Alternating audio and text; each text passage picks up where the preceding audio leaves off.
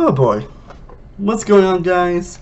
71 World from 71 Legends here, back with another top 10 for y'all today. I'm getting to the last three videos of this series, right? Top of my favorite movies from 1996 to 2022. And now we're gonna get to the 2020s, the COVID era. Oh boy! But you know, despite everything that went on, honestly, there was still some good movies that came out that year, honestly. I wouldn't say it's the best year for movies, aside from my number one. I'm in my top two, but 2020 still got us some great movies, honestly. Like every year always has some, at least like a few great movies, so there definitely were some that came out that year, so hope you'll enjoy. Still, honestly, and I think my list definitely has changed a little bit since my last video, so as always, before we get to the actual list, let's get into the honorable mentions. And the honorable mentions are Hamilton, Happiest Season, Wolfwalkers, Borat's subsequent movie film, Love and Monsters, Enola Holmes, The Five Bloods, Tenet, Bad Education, and The Way Back. Now let's get to the actual list, shall we? Now, kicking off the number 10 of my favorite movie of 2020. Again, I feel like my number 10 is always the film I always go back and forth where I was going to kick off the list. But at number 10, I decided to go with Promising Young Woman. A film that basically, this is pretty much female empowerment done right. This is a film that does that stuff in the best ways. We see a lot of movies that are trying to do that but always go on in the worst possible way. This is one that actually does it pretty well, actually. And a lot of that's really through Kelly Mulligan's top-notch performance in this movie. Does one of her best performances of the career. You also got a great actor like Bo Burnham, who definitely does one of his best performances. Alison Brie, Jennifer Coolidge, like everyone. Like, you got Zach Cass here, and everyone is great. You get some pretty tense and interesting moments. The film that goes for some very interesting and serious themes, and it does it pretty well, but also being kind of hilarious at the same time, even though it's not supposed to be. But it definitely does that pretty well. And when it's supposed to be, it's when it's meant to be funny and it's hilarious. When it's meant to be serious, it's great, and it doesn't feel like it's a big tonal shift. You're invested for these characters' journeys throughout and seeing what's going to happen next. It's one of those films that you never know what's going to happen. And that rounds a film that's just has great direction, fantastic performances, and proof that hey, we can do female empowerment stuff, but in an actual good way. Kicking down the list now at number 9 on this list, we have The Trial of the Chicago 7. The latest surgical effort from Aaron Sorkin, who obviously is one like the biggest writers and directors of our time. And before he did The Modest Game of 2015, which is a film that actually barely missed my 2017 list. But overall, this is a film that definitely had a pretty interesting concept and interesting stories behind it. Going through a real series that happened, having probably one of the biggest ensemble casts to come out in that year. And it delivers. It delivers with fantastic performances from this cast. Again, everyone from Yaba Mendel 2, Sacha Baron Cohen, Joseph Gordon-Levitt, Michael Keaton, Frank Legatti, Eddie Redmayne, Mark Rylance, Jimmy Strong, Alice Sharp. Like, you got top-notch actors after top-notch actor, and everyone delivers some of the best performances of their career. The story that delivers like a very fascinating story, makes sure everyone's actually very developed, the story itself is being developed. It does go for some very interesting stuff, and it definitely feels definitely more of a talking type of movie, so it's not really your think. Then maybe it's not a movie for you, but I was definitely invested from getting to it, and it's definitely still worthy of being in the actual top 10. Okay. Now at number 8, the best film of 2020 is Onward. A film that did actually end up making the actual list. It's one from the more I watched it, the more I thought about it, the more I enjoyed it. Now, is it like on the upper echelon Pixar? No, but again, another thing about Pixar is that even the films that are like in the middle tier are films that are still considered to be great. And I think Onward is great, honestly. It's not the most mind-blowing or inventive movie in the world, but it's a great adventure movie that has great performances from Tom Holland and Chris Pratt. A relationship that actually is very reminded of me and my brother's relationship, actually, which is kind of why I connect this movie a lot more. The great adventure, the great storytelling, the back and forth between all the characters, the interesting and beautiful animation, the great directing. While it's not something that goes into many surprising directions, it's still very wholesome. Which ones do you end up going? The film that put a big grin on my face, has plenty of great laughs to it, and just an overall great adventure movie as a whole. Now, coming in at number 7, we have Palm Springs. As Palm Springs comes in at number 7, a very refreshing and fun, basically Groundhog Day type of movie, where basically as they were obviously they have two people that get stuck in a time loop and feeling the same ways over and over again. Saying things.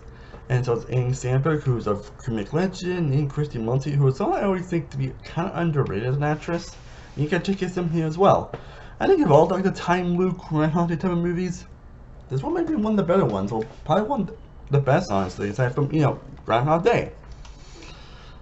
But it's a movie that really gets on with that time loop aspect, which they used to really make a lot of human stuff so hilarious, and uses the best of that concept while doing the best use of it, having great performances from his cast, having great chemistry with each other, some great back and forth, some really interesting concepts to explore here. It's just an all-around simple, fun comedy. Now coming in number 6, we have. Wait, am I visible? Can't see it, right? Ah, damn it. But yeah, The Invisible Man comes in number 6, a review of the 1993 original. This one does by Lee Rennell, the guy who pretty much been part of James Bond movies for pretty much the majority of his career. But he also decided to go his Red Toilet route with doing Insane Chapter 3, which was a really good prequel. And Up to 2018, which I think I had my honorable mention 2018. I think it's still a badass action movie. But this easily runs away as best for a lot of different reasons. Mainly like the scares, the thrills, the incredible atmosphere it delivers. Like the opening alone is just wow. Liz Moss also delivers one of the best performances of her, probably the best films I see from her, honestly. And she absolutely delivers and embodies every emotional scene that's in, and you can tell she goes through like so much variety of emotions throughout it, and it is just outstanding. And the way it tackles like domestic abuse and just abuse in general is pretty just chilling. It's a very haunting movie that really tackles some themes pretty well. That's basically what I enjoy the most about horror movies, is when they go for the more the psychological route. And it delivers so well. Not just Liz Moss, but also everyone is also great here as well. Just definitely one of the best horror movies come out. So definitely one of the best horror movies come out in 2020, that's for sure. Now, number 5, we got a film that definitely has gone up a lot in my list, honestly, than my original one, and I don't think I even did an actual thing. I did like a live stream, honestly, about this, but yeah, at number 5, we have Minari. I apologize if I pronounced the name, but Minari. It's a pretty like deep and a realistic movie, basically about like a semi-autistic director's life, where basically involving South Korean immigrants who try to make it into the United States in the 1980s. And you also got Steven Yeun, who of course is for being Glenn for The Walking Dead. Honestly, I'm happy to see the guy actually, doing great outside of Walking Dead. And he's amazing here. This is easily his best performance that he's given, but everyone else is fantastic as well. It's just a very simple movie that lives on the pure emotion, a realism of what they're trying to tell. It's truly honest, the best way I can say about this movie, but best way to describe it. Now, at number 4, I'm not sure a lot of people expect me to be this high, honestly, but screw it, I'm gonna do it, and that is Birds of Prey. Hey, I am just as surprised as about this movie ended up making the list at all. Like a lot of people, I'm pretty sure Birds of Prey or the fantastic macation of one Harley Quinn, or just a Harley Quinn movie. Like many people, I was not excited for this movie at all. I don't think anyone was excited for an actual Harley Quinn movie, especially a Birds of Prey one.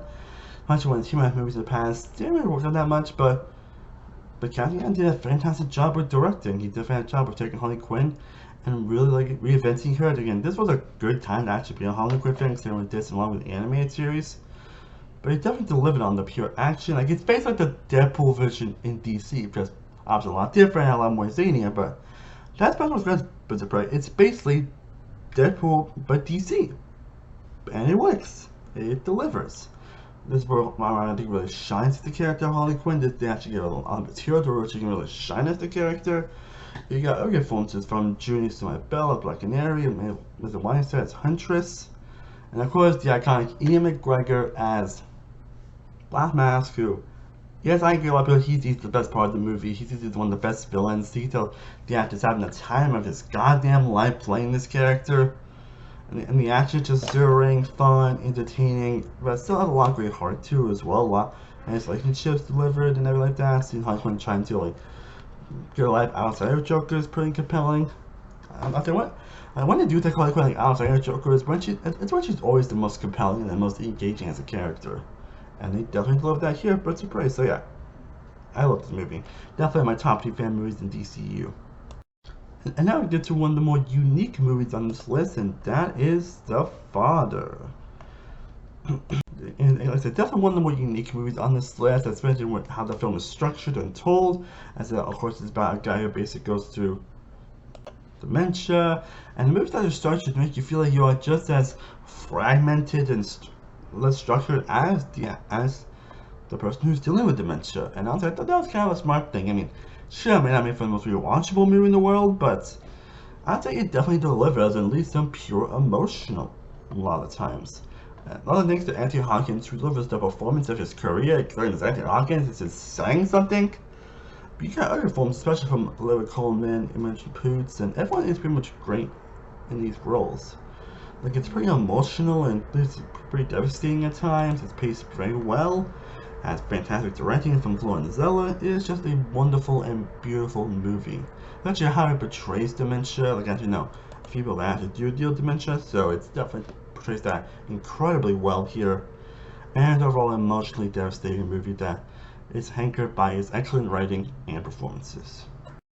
And now, at number 2, a film that actually got a couple higher than my last list, and that is Sound of Metal. Truly a wonderful, another emotionally devastating. Pretty much everything I praised about The Father is mostly here, aside for the pragmatic part I mentioned. It's a very simple, and we have a guy who basically ends up losing a lot of his hearing, and he's also a drummer, which is pretty an emotionally devastating thing to deal with.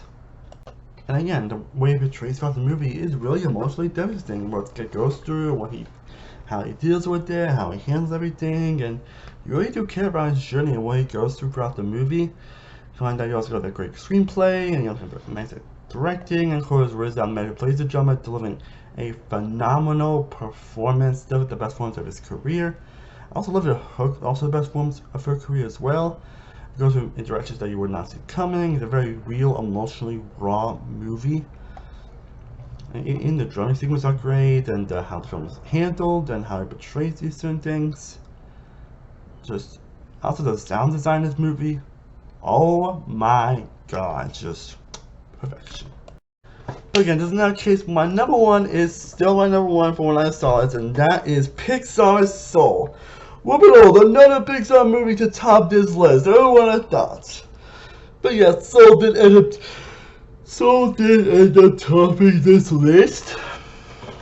Honestly, like, this movie was so good.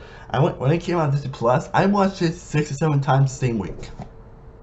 It's one of the few films that actually has done that too, and that's amazing. That film was so good, so impactful. It ended up doing that to me.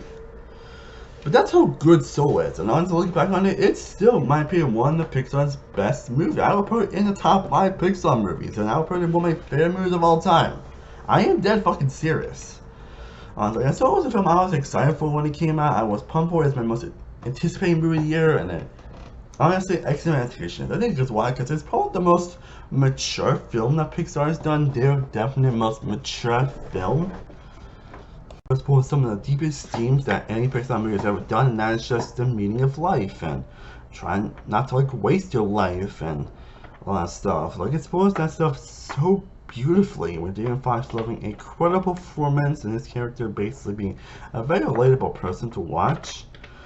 And the movie is just beautiful to watch, and one goes for a lot of like bars for that type of thing. It does it in a more unique way. You do care about these characters that goes on, which makes it much more compelling and interesting. You get a lot of the type of humor and back and forth that you expect from a Pixar movie at this point. But when it gets to once it gets to the emotions, it really, and I mean really, gets to the emotions. And like many Pixar movies, I was beloved like a baby. It's also beautifully animated, but obviously has great voice acting, great writing, goes through some themes that were explored, and has one of the best endings that Pixar has done. So yeah, Soul tops this list. Well guys, I hope you enjoyed me discussing my top 10 best movies of 2020, the start of the pandemic. Now down below in the comment section, what are your favorite movies this year? Which movies did you enjoy the most from 2020? I would definitely let us know down below in the comment section.